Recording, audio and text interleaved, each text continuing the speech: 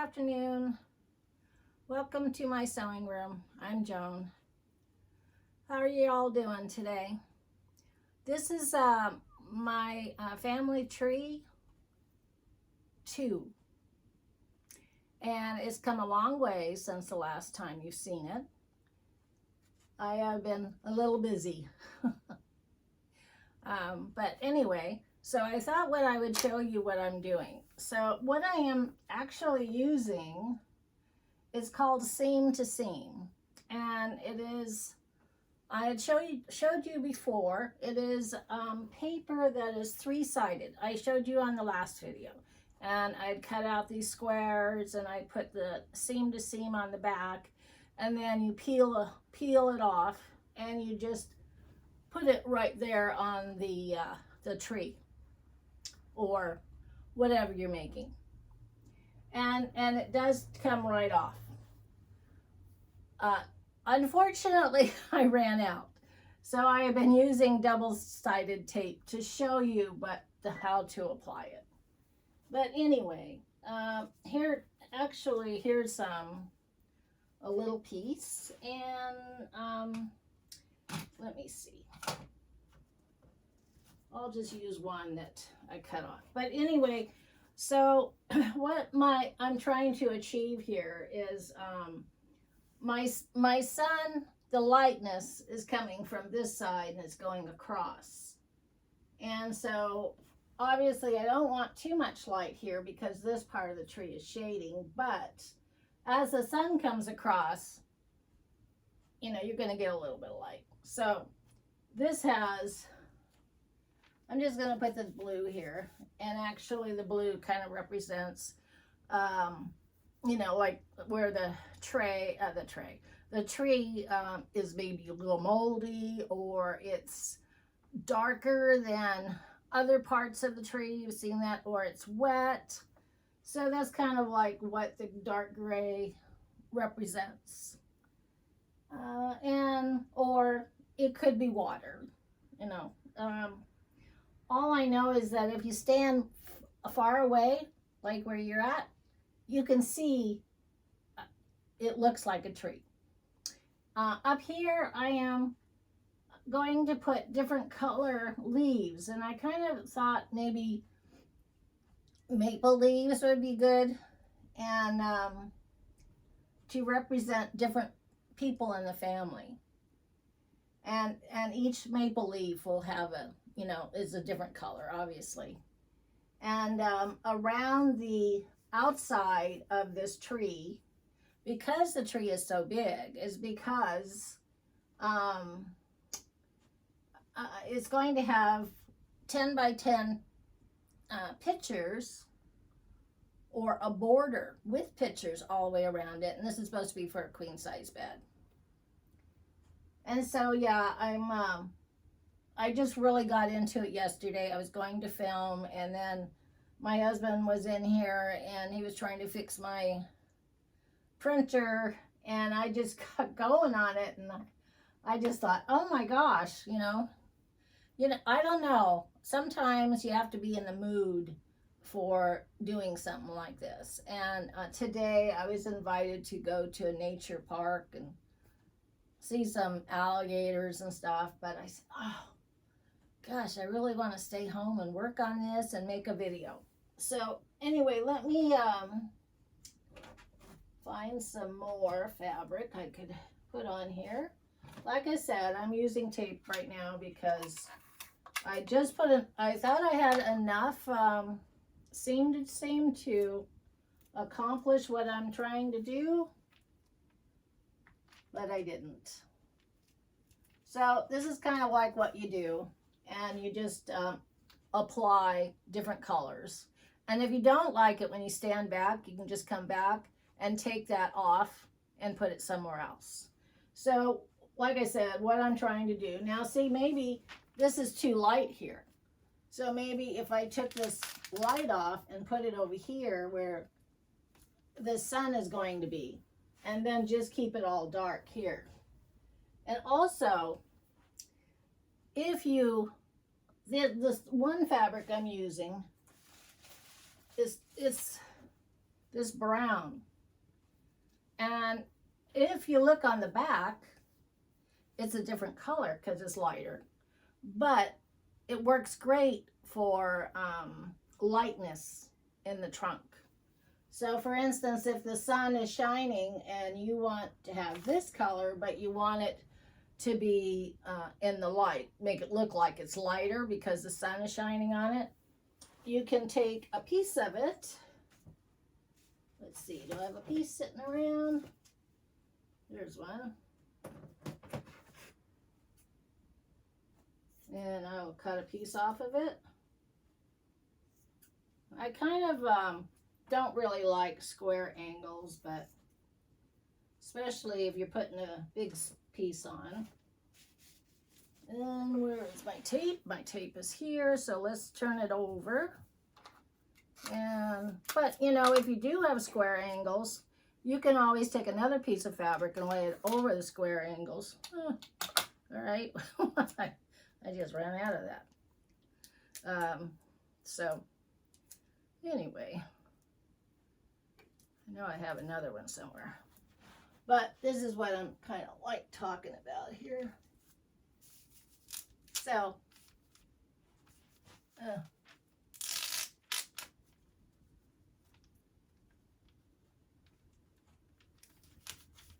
yeah, like that. So as you can see, it's lighter.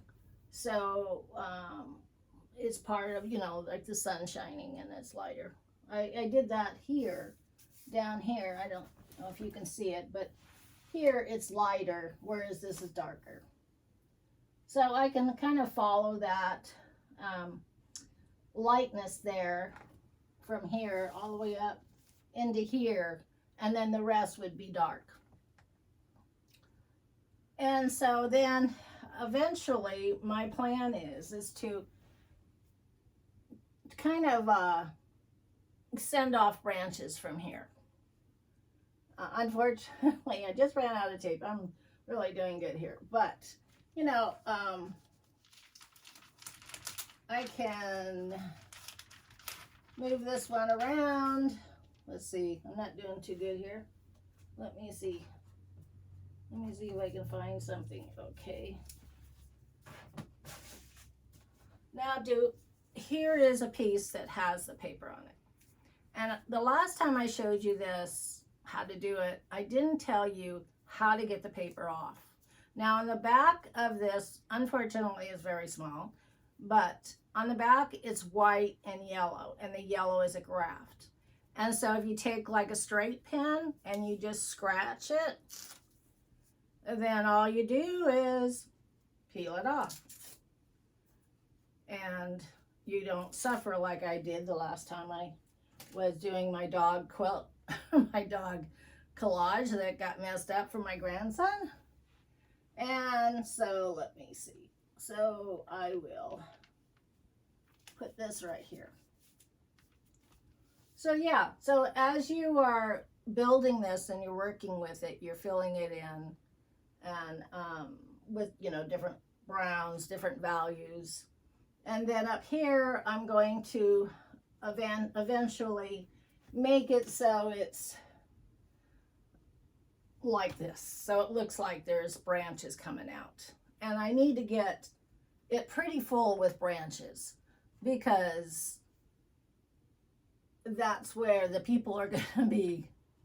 That the leaves obviously are representing the different people in the family. So I'm sure that there's going to be quite a few people, my husband, myself, and my kids, and then my daughter and her kids. So she's got 4 kids, and their families. So I need a lot more branches up there to hold the, you know, all the leaves on. And so yeah, that's where it is right now. And so yeah, this is part 2. I think I've come a pretty long way on it. And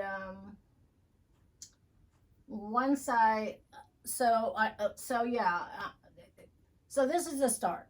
And so what I'm going to do is, once I'm satisfied the way the tree looks, Then I'm going to iron it on this butcher paper. And ironing it will temporarily set it, because on the backs of these is the glue.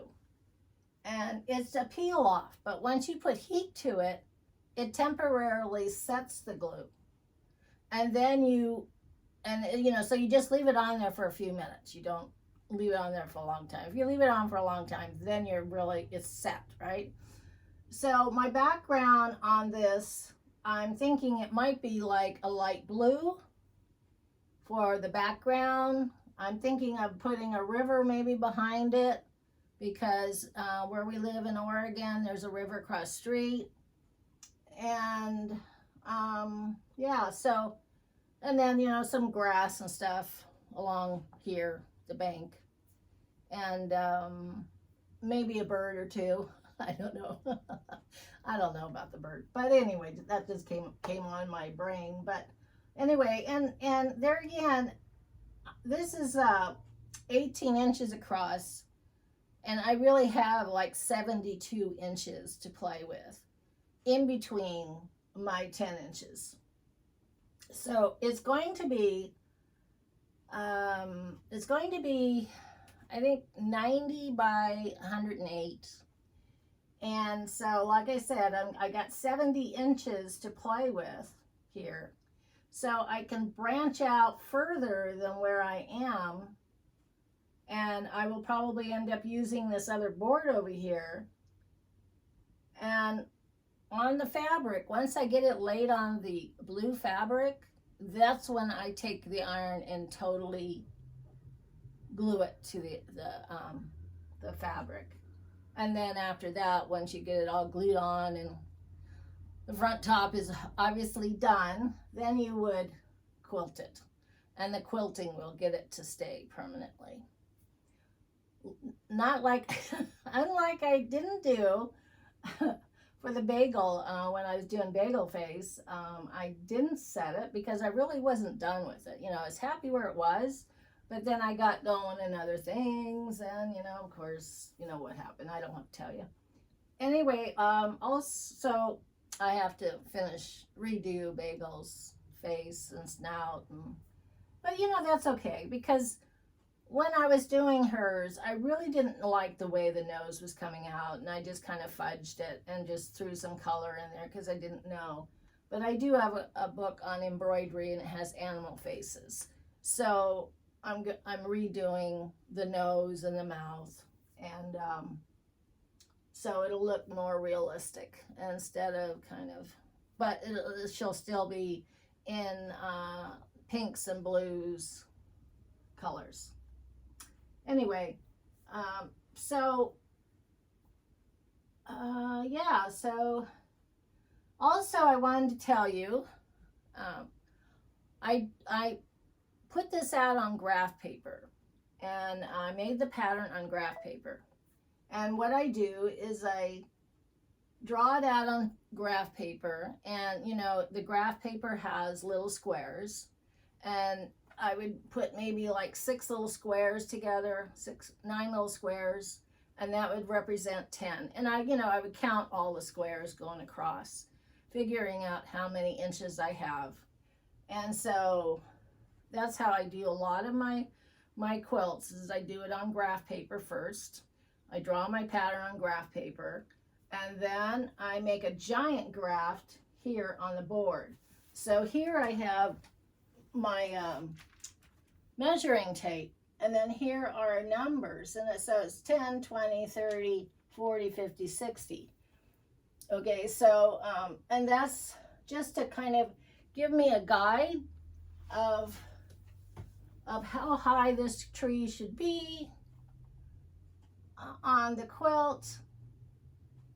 And also I figured out the height of the quilt and where everything is going to be sitting. So as I move on with this quilt, you will start seeing what I'm talking about, and it's a matter of building this quilt. So when I put up the blue fabric, I will need to add the background first.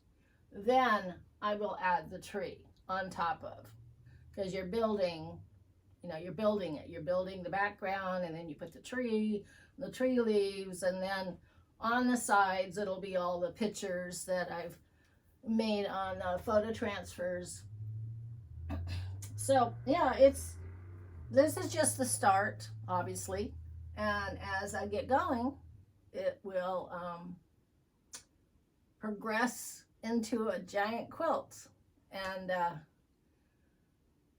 it'll be something else. So anyway, it was good talking, and I will see you next time.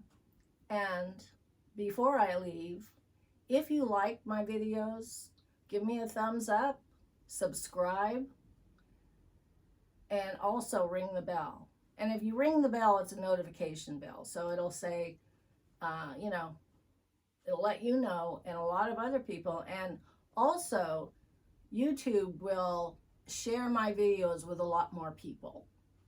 So if you can do that for me, that would be fantastic, because I really would like to grow and share my art with other people.